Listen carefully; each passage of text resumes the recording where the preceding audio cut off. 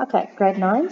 So today I quickly want to do common fractions in algebraic expressions. Now that is on page 45. I've just got 2 examples that I want to do with you guys, and then I'm going to give you homework which must be done tomorrow. Okay, right. So you'll see that I've got coefficients and it looks like a mixed number, né? Whole number and a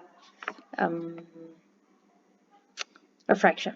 So your first step would be to write each one of these terms, I've got 3 terms here, as a fraction. Okay, so this 2/3 x will now become 2x over 3, and that 1/6x. Remember the unknown which is in front of the fraction always goes to the top.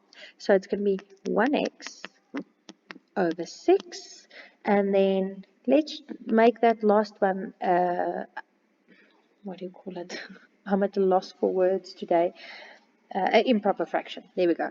So that's going to become 5/2. Okay, so we made everything fractions.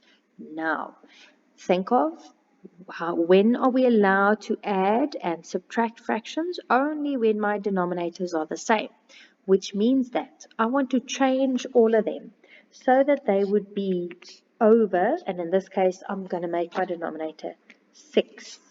Okay, right? Okay, so over here, this one was 6, so it doesn't have to change at all. So it's going to stay 1x. No, right. Then over here, to make that a 6, I'm going to multiply with 2, which means that at the top, I also have to multiply with 2. And 2 times 2x is going to give me 4x. You guys fine with that? Okay, now this one I also had to make a 6. So what do I multiply with? With 3, which means at the top I also multiply with 3. And 5 times 3 gives me 15. Now, because my denominator is 6 throughout, I could also have written it like this. 4x plus 1x minus 15. All of that over 6. And now, once we get to this point, now I can look for like terms at the top. Can you see the 4x and the 1x are like terms? So I could add them, and that becomes 5x. The minus 15 stays like it is, and my denominator stays 6. Okay, one more example I want to do with you guys. Right, over here I have a bit more of a complicated fraction. Now, at the top, when we have more than one term, remember we said we put it in brackets, right? Okay, so this 1, I can make that, okay, let's first look at denominators. That's actually 1 over 1. No, so look at denominators, 5, 2, and 1.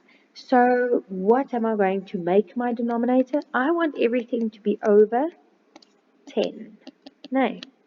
Okay. So over here, 5 times what gives me 10? 2. And if I multiply with 2 at the bottom, I have to multiply with 2 at the top. So it's going to, let's just rewrite it like that. I'm going to simplify just now. Yeah. Okay, over here, I had 2 as a denominator. What do I have to multiply with to get it to be 10? I multiply with 5, which means I've got to do it at the top as well. So 5, and then in brackets, x minus 3. The brackets are very important. Then over here, I had to multiply with 10, so do it at the top as well. So 10 over 10.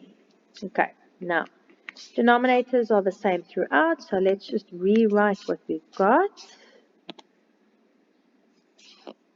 Like that. Okay, so it's going to be 2x plus 1 minus 5x minus 3 minus 10. Okay, now we can simplify at the top. Okay, so that's going to become, we multiply in 2 times x, 2x. 2 times 1, 2. Minus 5 times x, minus 5x. And minus 5 times minus 3 gives me positive 15. and then the minus 10. Okay? All of that still over 10. Now let's simplify. Look for like terms. 2x minus 5x is going to give me minus 3x. Sorry, let me just get rid of that. And then 2 plus 15 is going to give me 17. Minus 10 will give me 7, and it stays over 10. All right. That is basically it. So your homework is going to be exercise 5. That's on page 46. You're going to do A and B, but only the uneven numbers, meaning only 1, 3, 5, 7, 9 of all of those. Okay, that's it. I will see you guys tomorrow. Bye-bye.